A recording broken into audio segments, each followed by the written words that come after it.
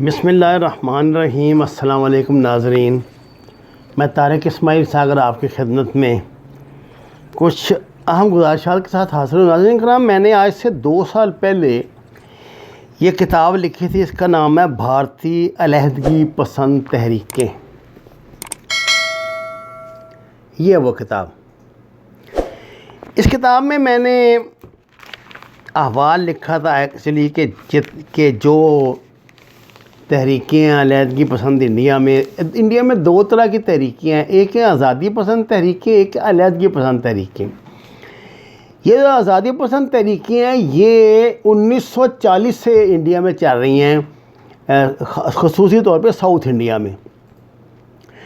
اسی طرح یہ جو ہے اپنا کشمیر کی تحریک آزادی، یہ تحریک آزادی ہے، اور باقی درجنوں ایسی تحریکیں ہیں کہ جو لوگ الگ ہونا چاہتے ہیں انڈیا سے، ان میں آزادی پسند بھی ہیں۔ تو جب میں نے کتاب لکھی تھی ناظرین، تو اس کے پیچھے میری 3 سال کی محنت اس لیے تھی کہ بکھری ہوئی چیزوں کو اکٹھا کرنا۔ پاکستان میں لے دے کہ 1-2 ہی آپ کو ایسے ادارے ملیں گے جو اس طرح کوئی اس پہ آپ کو بتائیں، مکمل ڈیٹا مہیا کر سکیں، کیونکہ لوگوں کا انٹرسٹ اور ہوتا ہے۔ یہ اس پر کچھ لوگوں نے پاکستان میں جو کام کیا تھا وہ آسام پہ کیا تھا، یا پھر جب سے یہ سکھوں کا ایشو شروع ہوا تھا اب لوگ اس حوالے سے بات کرتے ہیں۔ میں نے الحمدللہ، آپ کو پتہ ہے کہ میں تو 1982 سے میں نے کتاب لکھی تھی خالصتان پہ، جس کا نام تھا ماضی کا خواب مستقبل کی سچائی، اور جس پر سنت جرنیل سنگھ بھنڈرانوالا کی طرف سے مجھے سروپا بھی پاکستان میرے لیے بھیجا گیا تھا۔ خیر، یہ تو بات کی باتیں ہیں کہ میں نے جو باتیں کچھ اخذ کی تھیں اس زمانے میں، اور جب یہ کتاب چھپی، شروع تو ظاہر ہے 4-5 سال پہلے کی ہوئی تھی، چیزیں اکٹھا کرنے میں بہت سفر بھی کرنا پڑا۔ اس کے لیے مجھے خاص طور سے کراچی کی یونیورسٹی میں جانا پڑا۔ یہ تو پنجاب یونیورسٹی میں ساؤتھ ایشین انسٹیٹیوٹ ہی ہے جو اس پہ کام کرتا ہے، لیکن وہ اپڈیٹ کام نہیں تھا وہاں پہ بھی۔ خیر، الحمدللہ کتاب شائع ہوئی، اہل علم تک پہنچی۔ میں نے اس میں یہ 7 سسٹر اسٹیٹس اور ساؤتھ انڈیا کا احوال ذرا تفصیلی لکھا تھا،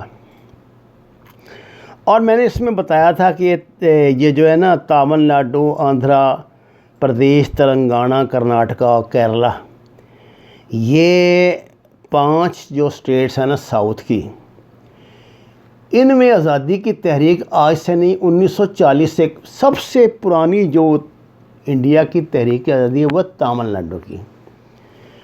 آج بھی آپ ادھر جائیں چنائی میں، پہلے تو اس کا نام مدراس تھا، اب انہوں نے چنائی رکھ دیا ہے، تو آپ کو وہاں ہندی سمجھنے یا بولنے والے شاید 2 یا 3%، زیادہ 5، زیادہ بہت میں ایگزیجریٹ کروں تو 10% ملیں گے۔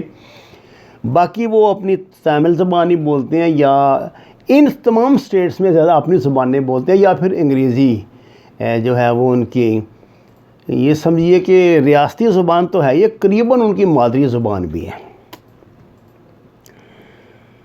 ناظرین کرام، اس وقت جو رینڈ کارپوریشن کی جو رپورٹس آتی ہیں نا، جو وہ ہر 5-4 سال بعد دنیا کو اپنے حساب سے تقسیم کرتے ہیں، اب ایک ایسی رپورٹ بھی کچھ ریسرچ اداروں کی طرف سے ایسی رپورٹس مجھے دیکھنے میں آ رہی ہیں کہ جو یہ بتا رہی ہیں کہ یہ جو ہے نا، یہ جو میں نے 5 اسٹیٹ بنائی، میں آپ کو بتائی ہیں ساؤتھ کی، کہ یہ ایک الگ ملک بن جائے گا۔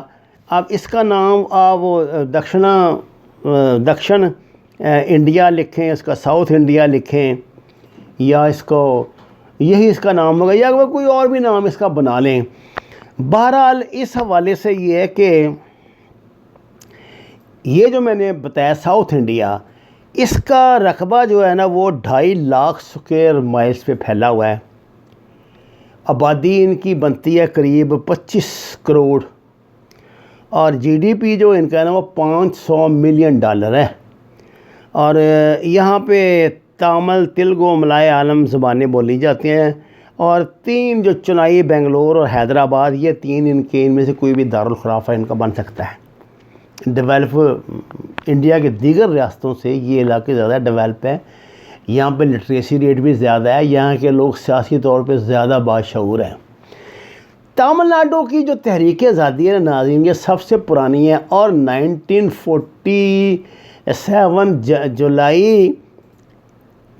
جولائی میں، جون اور جولائی میں، میں نے اس کتاب میں تفصیلاً یہ بھارتی علیحدگی پسند طریقوں میں لکھا ہوا ہے، آسام اور تامل ناڈو کے 2 الگ الگ ڈیلیگیشن قائد اعظم سے ملے تھے، جنہوں نے قائد اعظم سے درخواست کی تھی کہ آپ جو پاکستان کی تحریکیں چلا رہے ہیں اس میں ہمیں بھی شامل کریں، اور کیونکہ ہم بھی الگ ہونا چاہتے ہیں، آسام بھی الگ ہونا چاہتا تھا، بوڈو لینڈ وغیرہ، اور یہ بھی الگ ہونا چاہتے تھے۔ وہ دور ایسا تھا، آپ کو پتہ ہے قائد اعظم کی صحت خراب بگڑ رہی تھی، بہت آزادی قریب تھی، ملک کے مسائل تھے، اور بے پناہ جاہل لوگ جو ہاتھ دھو کے قائد اعظم کے پیچھے پڑے ہوئے تھے، جو آج کل بھی پاکستان کی سالمیت کے پیچھے اسی طرح پڑے ہوئے ہیں، ان کی اولادیں یہ کام کر رہی ہیں جو ان کے والدین کیا کرتے تھے۔ تو قائد اعظم نے ان کو یہ وعدہ کیا تھا کہ اگر مجھے مہلت ملی، وقت ہوا تو ہم اس سلسلے میں کو بیٹھ کے مذاکرات کریں گے۔ لیکن جب یہ تقسیم ہند کا معاملہ آیا نا، تو معاملات ایسے الجھے کہ تو بنگال کی تقسیم ہو گئی، 2 حصوں میں بٹ گیا۔ قائد اعظم نہیں چاہتے تھے، قائد اعظم پنجاب کی تو تقسیم ہرگز نہیں چاہتے تھے۔ انہوں نے اس سلسلے میں سکھ لیڈروں سے بڑے مذاکرات بھی کیے، اور سکھوں کی 80% جو نوجوان اس وقت کی آبادی تھی وہ قائد اعظم کی بات مانتے تھے۔ انفارچونیٹلی ماسٹر تارا سنگھ نے غلطی کی، کانگریس کی ہیرا پھیری میں چرب زبانی میں آ گیا، پھنس گیا، جو ذلت انہیں اٹھانا پڑی اس پر آج بھی آپ کسان ریلی میں دیکھ لیں، ہر روز ایک تقریر قائد اعظم کے حق میں ہوتی ہے، اور وہ ماسٹر تارا سنگھ کی جان کو مسلسل رو رہے ہیں کہ تم نے ہمیں کس جہنم میں دھکیل دیا۔ اصل میں یہ کام انہوں نے اس لیے انڈیا نے اس وقت برہمن نے کروایا تھا، کیونکہ وہ اس کو پتہ تھا کہ جب تک مسلمان اور سکھ آپس میں قتل و غارت گری نہیں کریں گے نہ تو پنجاب بٹے گا، اور نہ ہی وہ جو ان کا اصل مقصد ہے وہ حاصل کر سکیں گے۔ وہ یہ چاہتے تھے کہ پاکستان کی جو نوزائیدہ مملکت ہے اس کے وسائل تباہ و برباد کر دیے جائیں، معاملات یہ اتنے بگڑ جائیں کہ انہیں اپنی پڑ جائے اور آزادی ان کے ہاتھ سے چھینی جائے۔ یہ اگر آپ وہ جو نہرو کی کتاب ہے نا، جو اس نے خاص طور سے ابوالکلام کی آزادی ہند، اگر آپ وہ پڑھیں، اور اس طرح نہرو کی بھی کتاب ہے، پٹیل کا بھی اس حوالے سے خاصا چیزیں ہیں۔ تاریخ کے جو طالب علم ہیں ان کو میری بات زیادہ اچھی طرح سمجھ آ رہی ہوگی جو کچھ میں کہہ رہا ہوں۔ اچھا، یہ جو تامل ناڈو کی تحریک تھی نا، یہ 70 اور 80 کے عشرے میں تب نقطہ عروج کو چھو رہی تھی۔ اس بات کا سوال ہی نہیں اٹھتا تھا کہ یہاں پہ انڈیا کی جو ہے، انہوں نے نکال دیا تھا سب کو، ان کے وہاں ان کے جو انڈیا کی سیاسی جماعتیں ہیں، کانگریس سمیت ان کے دفتروں کو انہوں نے آگ لگا دی تھی، اور انتخابات میں میرا خیال کہ 2 یا 3 سیٹیں ہیں جو تامل جو جماعتیں ہیں ان کے علاوہ، تامل اعظم کے علاوہ کسی اور کو ملی ہوں۔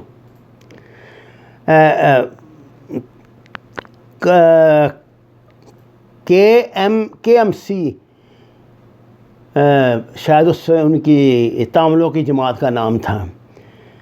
یہ بڑی مسز اندرا گاندھی جو تھی نا، جنہوں نے مشرقی پاکستان کے ایڈمیشن میں 2-4 کیا، یہ بہت ہوشیار اور چلاک عورت تھی۔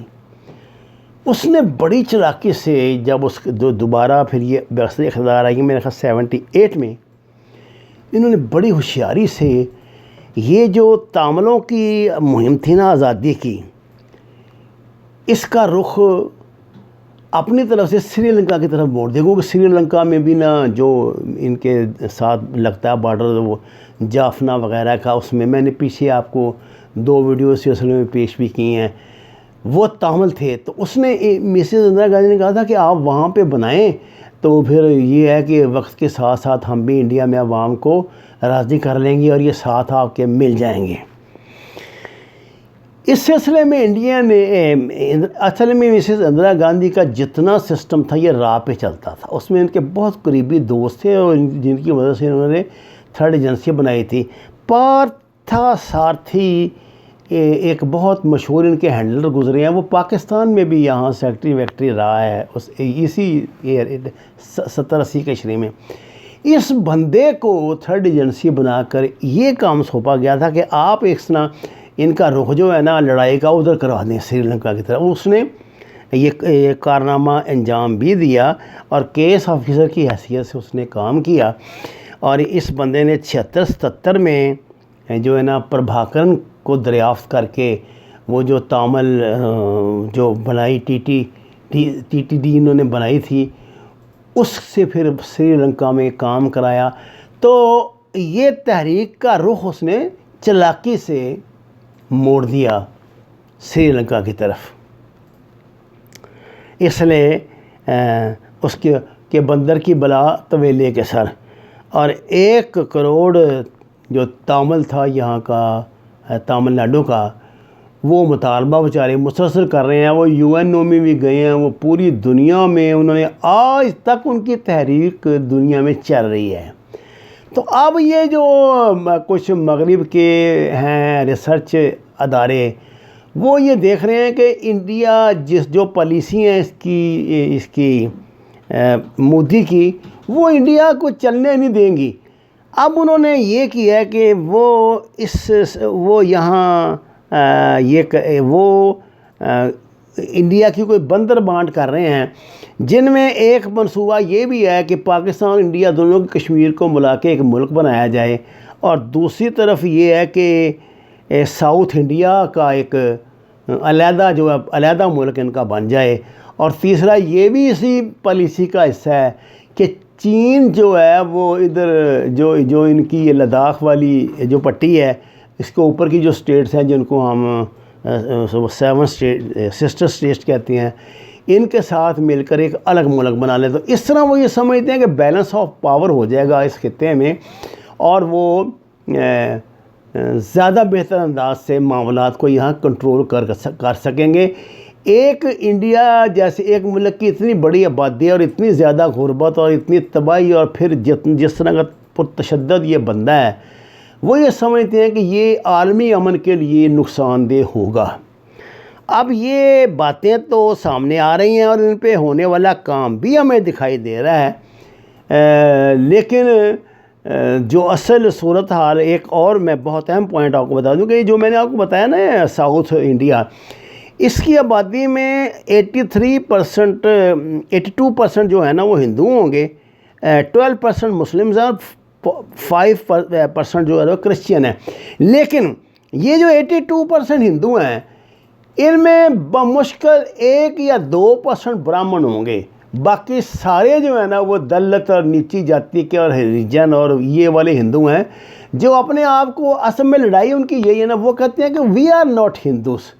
ان میں مطلب وہ بھی ہیں, جینی بھی ہیں, ان میں بدھسٹ بھی ہیں, یہ اپنے آپ کو ہندو کہتے نہیں ہیں. جبکہ انڈیا کا آئین ان کو زبردستی ہندو بنا. انڈیا کے آئین میں تو سکھوں کو بھی ہندو ہی کہا جاتا ہے. ان کی آبادی جو ہے اصلی جو ہندو ہیں جو برہمن ہیں نا وہ تو 5-6% سے زیادہ نہیں ہے, جس نے ان کو بیوقوف بنا کے یہ ان پہ یہ رام راجیے قائم کیا ہوا ہے. بہرحال یہ تبدیلیوں کا دور ہے. راتوں رات آپ جانتے ہیں کیا کچھ ہو جاتا ہے, ہمیں تو پتہ لگتا نہیں. وما علینا الا البلاغ المبین. ناظرین کرام, درخواست ہے قرآن اور نماز کو ترجمے کے ساتھ جانیے.